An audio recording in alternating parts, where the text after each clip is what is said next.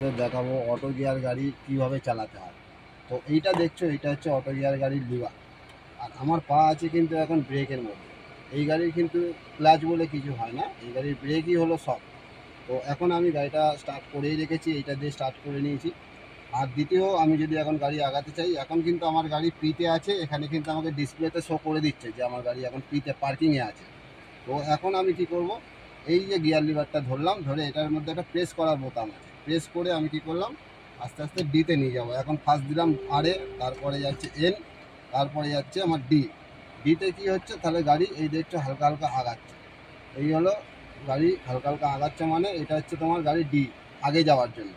এইবারে তুমি যদি মনে করো নিউট্রাল করবে, তাহলে তোমাকে আবার এই বোতাম প্রেস করে তোমাকে নিয়ে যেতে হবে নিউট্রালে। নিউট্রাল করার পরে তুমি যদি মনে করো ব্যাক গিয়ারে যাবে, তাহলে তোমাকে আবার এখান থেকে গাড়ি ঘুরিয়ে নিয়ে গিয়ে তোমাকে আরে দিতে হবে। আরে দিলে কি হবে, গাড়ি ব্যাক গিয়ার হয়ে যাবে, তোমাকে দেখবে এখানে ডিসপ্লেতে সব শো করে দেবে। তো তারপরে ডিসপ্লে থেকে শো করার পর তুমি যদি মনে করো আমি গাড়ি পার্কিং করব, তাহলে তোমাকে কী করতে হবে, এখান থেকে টিপে নিয়ে গিয়ে আবার এটাকে পিতে ফেলে দিতে হবে, দিলেই হয়ে যাবে পার্কিং। এই হয়ে গেল অটো গিয়ার গাড়ির ফাংশান। আর এই যে সুইচটা দেখছো, এটা কিন্তু গাড়ি স্টার্ট করার জন্য এবং গাড়ি বন্ধ করার জন্য।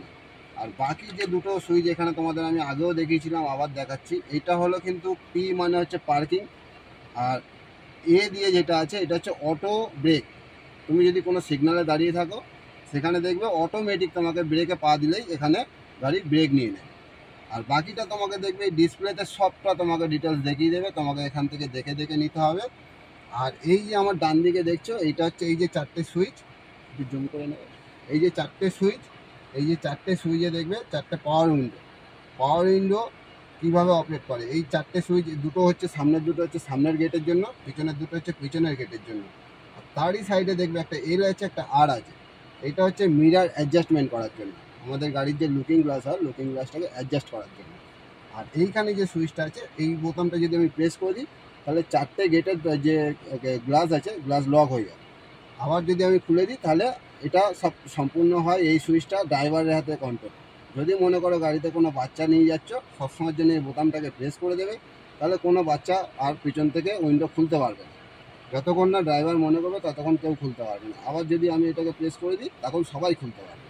তো বন্ধুরা, আজকে অটো গিয়ার ভলভো গাড়ির এই পর্যন্তই আজকে আমার তোমাদেরকে তথ্য দিলাম।